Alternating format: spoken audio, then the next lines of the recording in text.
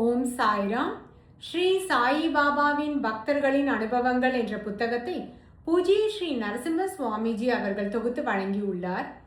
இதிலிருந்து நாம பாலகிருஷ்ண வாமன் வைத்தியா அப்படிங்கிறவர் நரசிம்ம சுவாமிஜி கிட்ட அளித்த பேட்டியோட விவரத்தை பார்த்துட்டு இருக்கோம். அதோட தொடர்ச்சியை தான் இப்போ கேட்க போறோம். இவர் ஷீரடிக்கு ஒரு தடவை போனும்போது ஒரு விசித்திரமான நிகழ்ச்சி நடந்தது அப்படிங்கிறாரு. ஒருத்தர் இவர்கிட்ட நான் உங்களோட நெத்தியில பாந்தர் பூசட்டுமா அப்படின்னு கேட்டிருக்காரு. பாந்தர்ங்கிறது ஒரு புனித பொருள். அது நம்ம உதி மாதிரி, குங்குமம், மஞ்சள் மாதிரி ஒரு புனித பவுடர். அதை நெத்தியில பூசிக்கிட்டு அது ஒரு பிளெஸ்ஸிங்காக கன்சிடர் பண்ணுவாங்க. ஸோ அவர் நான் உங்களுக்கு அந்த பாந்தர் பூசி விடுறேன், எனக்கு பைசா கொடுங்க அப்படின்னு சொல்லியிருக்காரு. இவர் இல்லை வேண்டாம் எனக்கு அதெல்லாம் அப்படின்னு சொல்லிட்டாரு. உடனே அவரும் திரும்பி போயிட்டாரு. அவர் கொஞ்சம் தூரம் போன உடனே இவருக்கு மனசு மாறிடுச்சு. அவரை திருப்பியும் கூப்பிட்டு, நான் உங்களுக்கு கொஞ்சம் சில்லறை காசு தரேன், எனக்கு அந்த பாந்தர் பவுடரை கொடுங்க அப்படின்னு சொல்லியிருக்காரு. அப்போ அவர் சொல்லியிருக்காரு, இல்லை இப்போ உங்களுக்கு கொடுக்கறதுக்கு எனக்கு ஸ்ரீ சாயிபாபா அனுமதி கொடுக்கல, அதனால உங்களுக்கு என்னால் கொடுக்க முடியாது அப்படின்னு அவர் திரும்பி போயிட்டாராம். இவர் உடனே ஸ்ரீ சாயிபாபா கிட்ட போயிட்டு நடந்த விஷயத்த சொல்லியிருக்காரு. ஸ்ரீ சாயிபாபாவும் அதை கேட்டுட்டு அப்படியா அப்படின்னு மட்டும் சொல்லி விட்டுட்டாரு அப்படிங்கிறாரு. அதுக்கப்புறம் 1912ஆம் ஆண்டு இவர் திரும்பியும் ஷீரடிக்கு போயிருக்காரு. இந்த தடவை இவர் குடும்பத்தினரோட போகலை. இவரோட கூட 2 பேர் வந்தாங்க. அவங்க 2 பேரும் இவரோட கம்பெனியில் வேலை செய்கிறவங்க. ஸோ இவங்க எல்லாரும் ஷீரடிக்கு சாய்பாபாவோட தரிசனத்துக்கு போகிறாங்க. இவங்க ஒரே ஒரு நாள் லீவ் எடுத்துகிட்டு தான் போகிறாங்க. அங்கே போய் பாபா தரிசனம் பண்ண உடனே கிளம்பணும், அதனால பாபா கிட்ட அனுமதி கேட்கணும் அப்படின்னு நினைக்கிறாரு. இவருக்கு நல்லா தெரியும் ஸ்ரீ சாயி பாபா அனுமதி கொடுத்தாதான் இங்கேருந்து போக முடியும்னு. இன்னைக்கு அனுமதி கொடுத்தா நல்லா இருக்கும் அப்படின்னு நினச்சிட்டு எல்லாரும் பாபா கிட்ட கேட்கும் பொழுது பாபா இவங்கள திரும்பி போக விடல. அன்னைக்கு 2-3 நாட்கள் அங்கேயே தங்கும்படி செஞ்சிட்டாரு. இவருக்கு எந்த பயமும் இல்லை. ஏன்னா இவருக்கு தெரியும் ஸ்ரீ சாயிபாபா சொல்படி நடந்தோன்னா நமக்கு எந்த ஆபத்தும் நேராது, அதாவது கம்பெனிலையும் எந்த பிரச்சனையும் வராது அப்படிங்கிறது இவருக்கு தெரியும். ஆனால் இவரோட வந்த மற்ற 2 பேர் அவங்க புதுசாக முதல் முறையாக இங்கே வந்திருக்கிறதுனால அவங்களுக்கு ஒரு பயம் இருந்துகிட்டே இருந்தது. ஏன்னா லீவ் அப்ளை பண்ணது ஒரு நாளைக்கு தான். நம்ம இப்போ இன்னும் 2-3 நாள் கூடுதலாக கம்பெனிக்கு போகாமல் லீவும் அப்ளை பண்ணாமல் இருந்தோன்னா நம்மளோட சம்பளத்தில் அவங்க பிடிச்சிடுவாங்க, லாஸ் ஆஃப் பே ஆகிடும் அப்படின்னு சொல்லிட்டு அவங்க பயந்தாங்க. இருந்தாலும் இவர் திரும்பி போகாமல் ஸ்ரீ சாய்பாபாவோட சொல்படி இங்கேயே தங்கி இருக்கிறதுனால இவர் என்ன பண்ணுறாரோ அதையே அவங்களும் பண்ணாங்க. ஸோ எல்லாருமே கூடுதல் நாட்கள் அங்கேயே ஷீரடியில் தங்கி இருந்தாங்க. அதுக்கப்புறம் இவர் ஷீரடிக்கு திரும்பி போயிருக்காங்க. ஷீரடியிலேருந்து திரும்பி அவங்களோட ஊருக்கு போனாங்க. அப்போ போயிட்டு கம்பெனியில் லீவ் எக்ஸ்டென்ஷன் அவங்க அப்ளை பண்ணியிருக்காங்க. அந்த லீவ் எக்ஸ்டென்ஷன் எந்த பிரச்சனையும் இல்லாமல் இவங்களுக்கு கொடுக்கப்பட்டது. அதாவது எந்த லாஸ் ஆஃப் பேவும் இல்லை, யாரும் இவங்களை எந்த கேள்வியும் கேட்கல.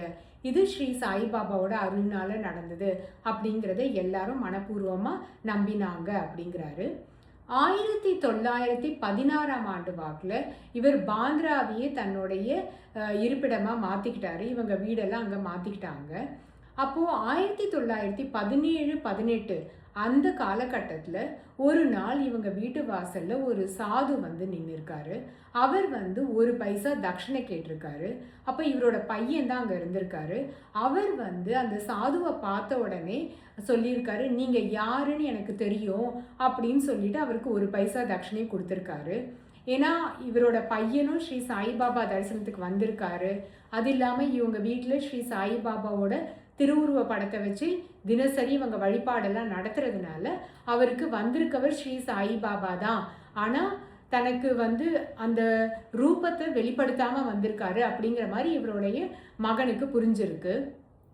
அப்போ வந்திருந்த சாது சொன்னாராம், ஸ்ரீ சாயிபாபா அவரை அடையணும்னா நம்மக்கிட்ட முழு பக்தி இருக்கணும், பக்தி ஒன்னால தான் நாம் அவரை சென்று அடைய முடியும்.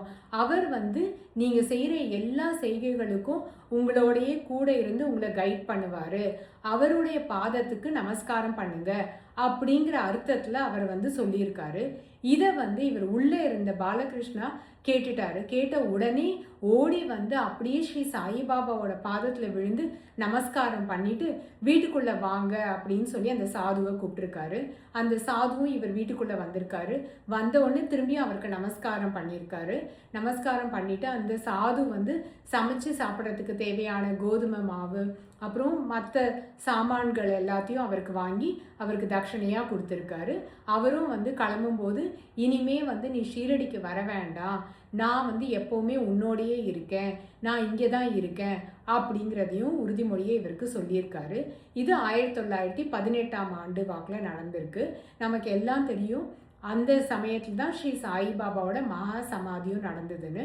அதுக்கப்புறமே இவர் வந்து ஷீரடிக்கு போகவே இல்லை அப்படிங்கிறாரு. இவர் வந்து ஷீரடிக்கு போனார் இல்லையா இவரோட நண்பர்களோட, அதாவது வேலை செய்கிறவங்களோட. அப்போ போனபோது இவர் மனசில் நினச்சிக்கிட்டாராம், இப்போ நம்மளோட யாருமே வரல, அதாவது குடும்பத்தினர் யாருமே வரல, அதனால நம்ம மனசில் இருக்க கஷ்டங்கள், கவலைகள், துக்கங்கள் எல்லாத்தையும் ஸ்ரீ சாய்பாபா கிட்ட சொல்லிடணும் அப்படின்னு இவர் மனசில் நினச்சிக்கிட்டே ஸ்ரீ சாய்பாபாவோட தரிசனத்துக்கு போயிருக்காரு. இவர் மனசில் என்ன இருக்குன்னு அந்தர்ஞானியான ஸ்ரீ சாய்பாபாவுக்கு தெரியும். அதனால இவர்கிட்ட வந்து நீ பொறுமையா இரு, எதுக்கும் பயப்படாத அப்படின்னு ஸ்ரீ சாய்பாபா சொன்னாராம். உடனே இவர் சொல்லியிருக்காரு, பாபா நீங்க இருக்கும் பொழுது எனக்கு என்ன பயம் பாபா, நீங்க தான் எப்பவுமே என்னை காத்து ரட்சிக்கிறீங்களே, அதனால எனக்கு எந்த பயமும் இல்லை அப்படின்னு இவர் சொன்னேன் அப்படிங்கிறாரு. ஸோ இவரோட குடும்பத்தில் இவரோட வாழ்க்கையில் இவருக்கு வந்து நிறைய பிரச்சனைகள், நிறைய கஷ்டமான சுச்சுவேஷன்ஸ் வந்திருக்கு, நிறைய துக்கங்களை சந்திக்க வேண்டியது இருக்குது, ஏமாற்றங்களை சந்திச்சிருக்காரு. ஆனால் எந்த கஷ்டம், எந்த ஏமாற்றம், எந்த நஷ்டம் ஏற்பட்டிருந்தாலும் ஸ்ரீ சாயிபாபா என்னோடையே இருக்காரு, அவர் என்ன காத்து ரட்சிக்கிறாரு, அதனால நான் எதுக்குமே கவலைப்பட வேணாம் அப்படிங்கிற எண்ணத்தோட என்னுடைய வாழ்நாளை நான் நடத்திட்டு வரேன் அப்படின்னு சொல்லிட்டு இவர் சொல்றாரு.